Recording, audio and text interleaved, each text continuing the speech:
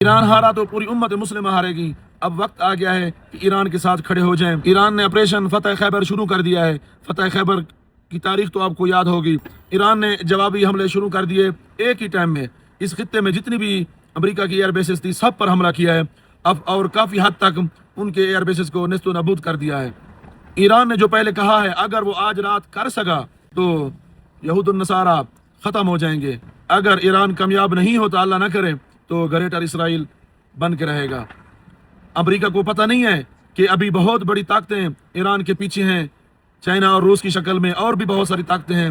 الحمدللہ انشاءاللہ ایران یہ جنگ فتح کرے گا۔ یہ لوگ سمجھتے ہیں کہ ہم نے مسلمانوں کو آپس میں لڑوا دیا ہے، یہ آپس میں ہی لڑتے رہیں گے۔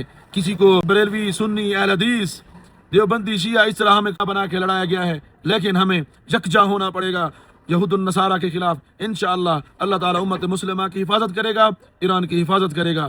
نعرہ تکبیر!